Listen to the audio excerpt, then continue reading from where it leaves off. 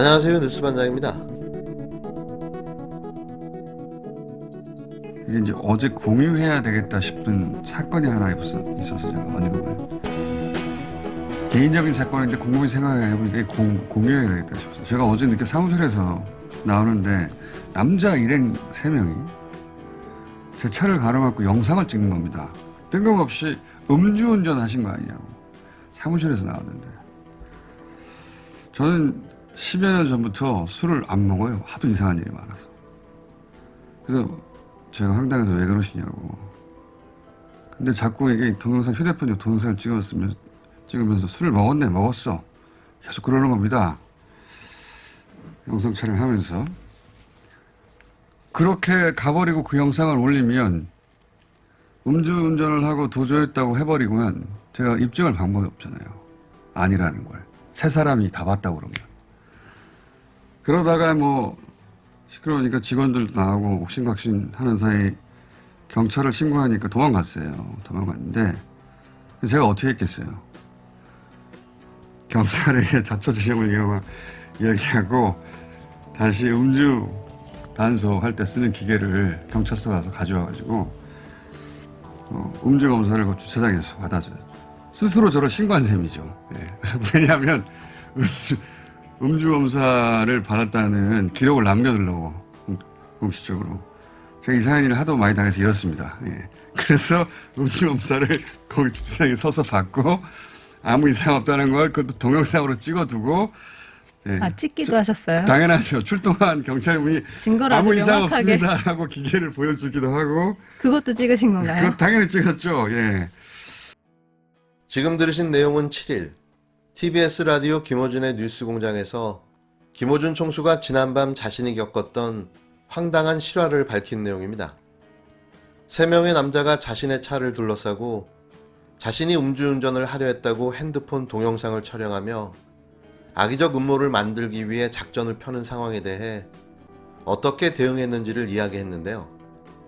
실로 깜짝 놀라지 않을 수 없었습니다. 이런 일이 진짜 현실에서 일어나는구나. 김총수의 현명한 대처가 또 한 번의 음해 공작 시도를 막은 셈인데요.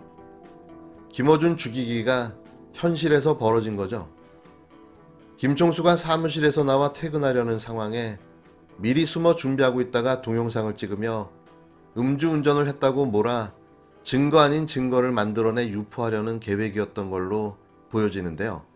잠깐이라도 방심했다면 큰 논란으로 비화돼 뉴스공장 사퇴의 빌미로 이용되지 않았을까 하는 생각이 듭니다. 김총수는 이런 게 혹시 신종 사기수법인지 모른다며 제보 요청을 했는데요. 하지만 전 그렇게 생각하지 않습니다. 어떤 누가 얼마를 벌어보겠다고 3명이 차를 둘러싸고 동영상을 촬영하며 음주운전을 했지 하며 도발을 할까요?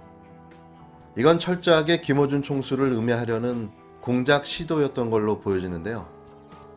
갖은 압박으로 방송 퇴출을 시도했지만 이도 먹히지 않자 공작을 시도하고 있는 걸로 볼 수밖에는 없습니다. 전 이번 공작 미수가 엄청난 위기로 느껴지는데요. 김어준 총수를 반드시 지켜야 합니다. 다가오는 대선 국면, 진보 진영의 가장 강력한 스피커 김어준 총수가 없어진다면 누가 가장 좋아할까요? 이미 전쟁은 시작됐습니다.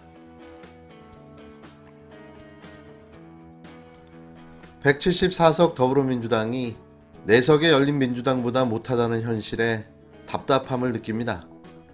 옳은 소리 하나 제대로 못하고 그 많은 의원들이 모여서 대체 뭘 하고 있는 걸까요? 정경심 교수의 표창장 위조 사건이 검찰의 각종 공작과 음모로 밝혀지고 있는 상황에 그 어떤 의원도 말 한마디 제대로 못하고 있는 작금의 현실에 우라가 침입니다.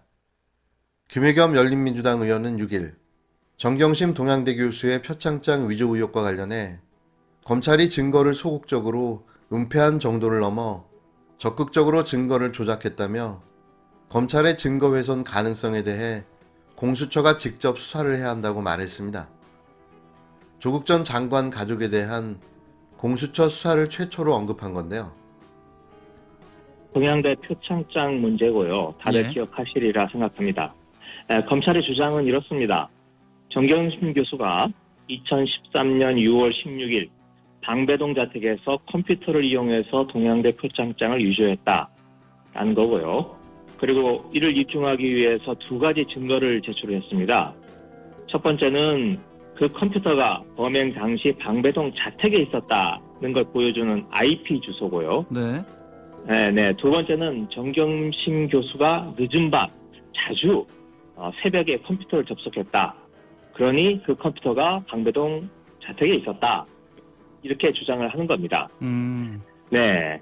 하지만 항소심 첫 공판에서 변호인이 찾아낸 증거를 보면 검찰의 기소 내용이 그 증거가 다 허물어집니다.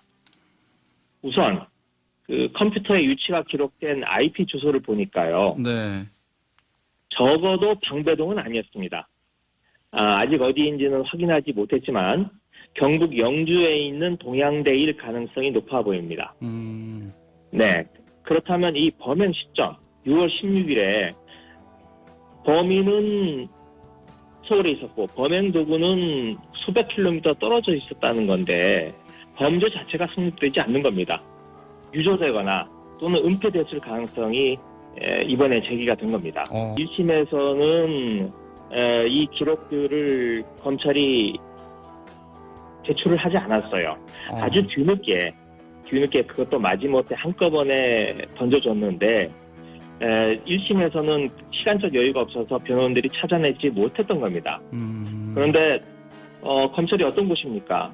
최고의 컴퓨터 전문가를 보유하고 있고 윤석열 검찰총장이 검찰에 총역량을 투입해서 이번 사건을 하지 않았습니까? 그런데 검찰이 자기들에게 불리한 증거는 이번에 1심 때 재판부에 제대로 제출하지 않았던 거죠. 이건 형사 절차의 기본 원리인 검사의 객관 의무를 위반하는 겁니다. 검사는 공익의 대표자 아니겠습니까? 피고인에게 유리한 증거라도 그걸 발견했다면 피고인의 이익을 위해서 이를 법원에 제출해야 되는 게 이 검사의 객관 의무입니다. 그런데 끝까지 감추고 숨기고 그랬던 거죠.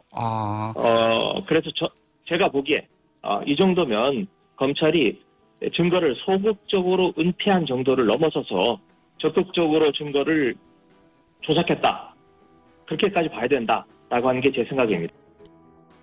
김 의원은 이날 오전 BBS 라디오 박경수의 아침 저널에서 항소심 첫 공판에서 동양대 표창장 의혹 관련 변호인이 찾아낸 증거를 보면 위조에 사용됐다는 당시 컴퓨터 IP 주소는 적어도 방배동 자택이 아닌 것으로 드러났다며 검찰 기소 내용의 증거가 다 허물어졌다고 이렇게 말했습니다.